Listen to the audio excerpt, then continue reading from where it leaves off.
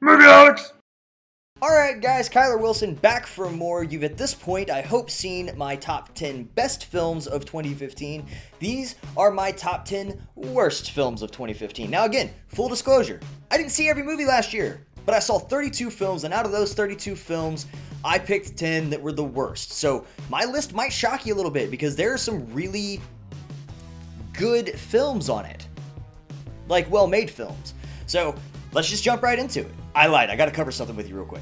I want to clarify that the expectations set for a movie have a lot to do with whether or not I like it. So for example, no animated films are on this list. Even though I saw animated films last year. There are no animated films on this list. They were disqualified because the expectations were set that they were supposed to be essentially children's films. Versus like these are, even some of these are technically children's films, but the expectations were set that they should be better than that, right? This was going to be a quality of film that was different than just like an animated movie that is intended to be bright and colorful and entertain children. On the flip side of that coin, there were two movies specifically, like Fantastic Four, that did not make this list. I think it probably made everybody else's list out there. Pixels is another one. And the reason those movies didn't meet the list, or didn't make the list, is because I didn't have expectations for those films in the first place. I wasn't expecting Fantastic Four to be good. So when I saw it and I actually mildly enjoyed it, I was happy. Pixels is a guilty pleasure movie. I understand that it's not all that great, but I really like it because of the content that it deals with, so you just have to let me be. So the movies that are on this list, they set their expectations and didn't meet their expectations to me. So I'll explain every one and why I dislike them.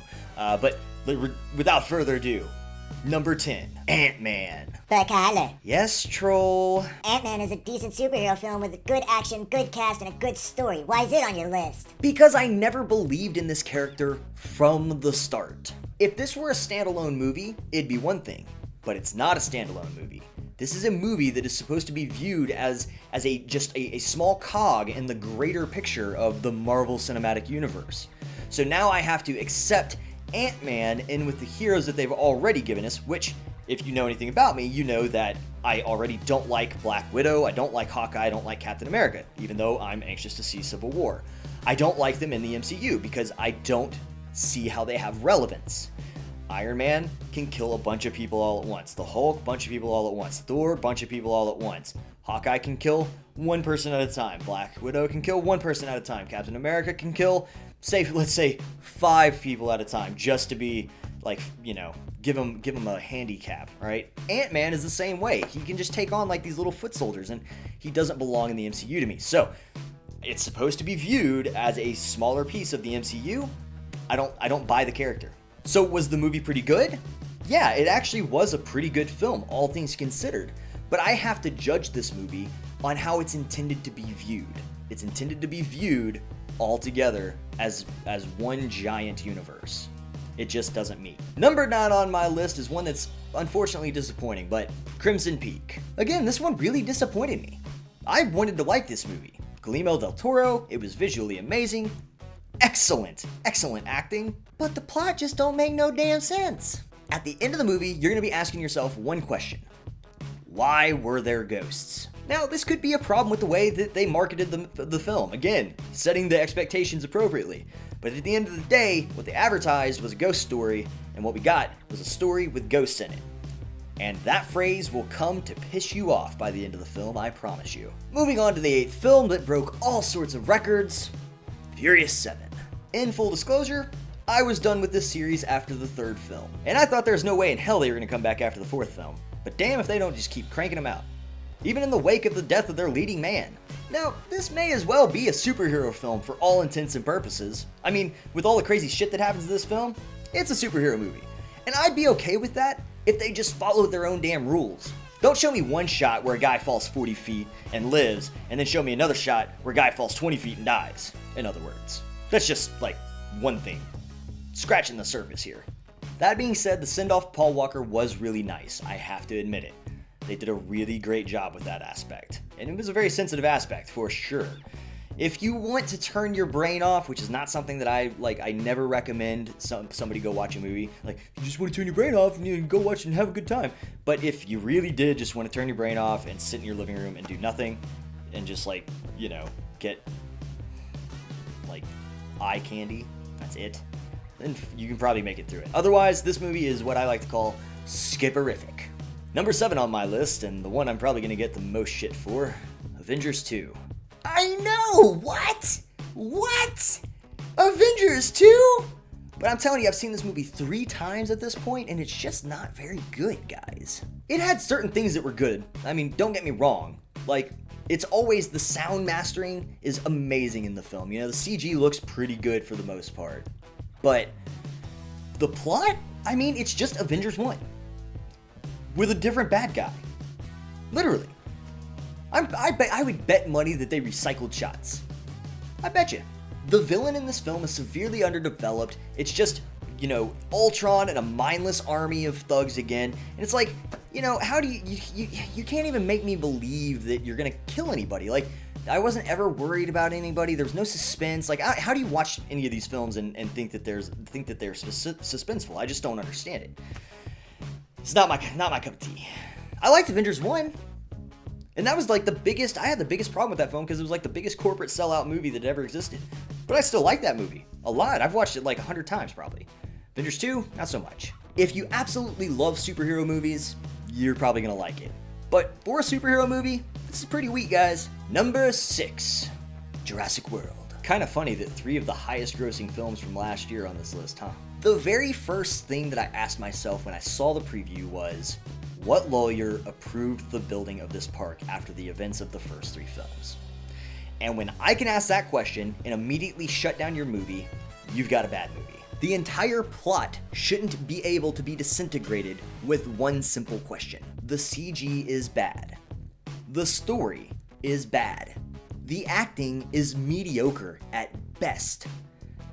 Like this film if you want, but if you think that this movie isn't a blatant manipulation of you and your senses, you're wrong. They even do product placement in the most manipulative, conniving way possible in this movie. And it's just gut-wrenching. Gut-wrenching, because they think they're slipping it by you. The sad thing is they probably are, most of you. But God, I hate it. Number 5 on my list is The Gallows. And the thing about this movie is I had a decent time with it in the theater. And then I sat on it, and I sat on it, and I sat on it.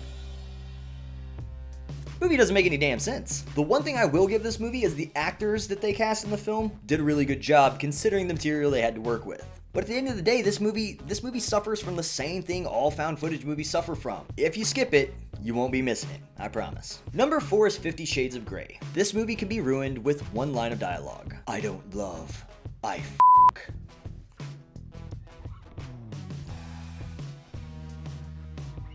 On paper, that might seem hot.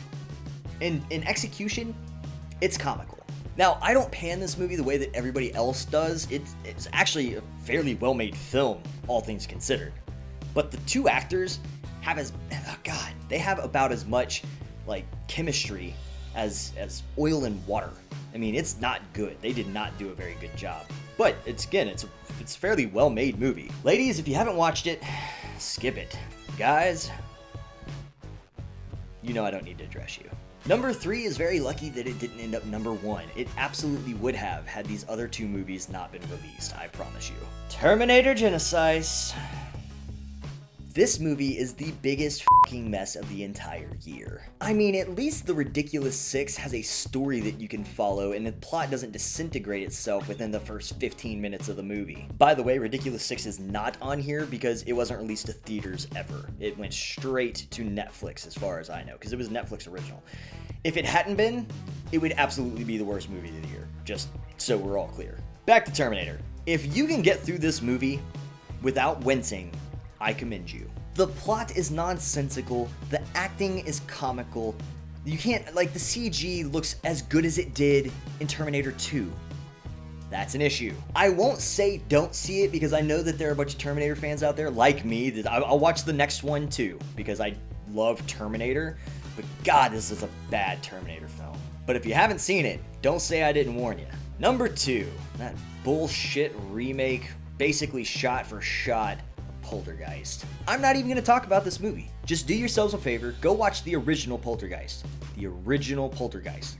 Don't get fooled by any weird DVD covers.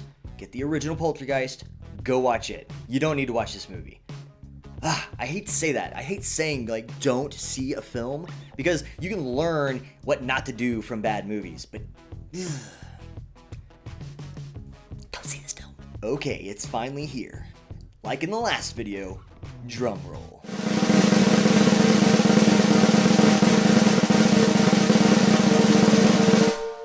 Jupiter Ascending. Here's your first lesson in sci-fi.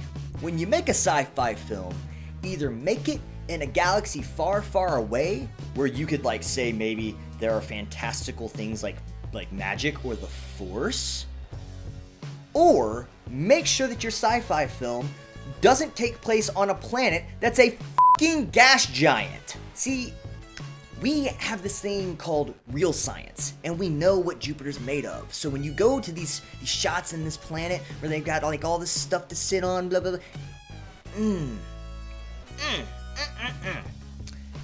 Did a really good one there, Wachowski brothers.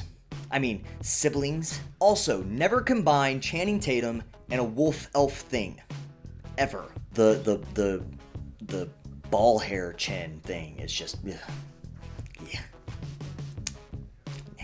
The world is stupid, the acting is terrible, the plot doesn't make any damn sense throughout most of the damn film. If you want to know what not to do, watch this film. Otherwise, skip it. So, what do you guys think about the top 10 worst movies of the year per Kyler Wilson and the Movieholics channel? Make sure to let me know in the comments section below if you agreed or disagreed with anything that I said. And as always, go to Facebook, Twitter, Instagram, and SoundCloud. Leave us a comment on movieholics.net. We're eventually going to do this Q&A that I keep talking about. And that's all I've got, guys. Thank you so much for watching. And I got another video coming your way soon. I'm going to rank Tarantino's films from worst to best. Yeah, it's going to be fun. Anyways, that's it, guys. Deuces.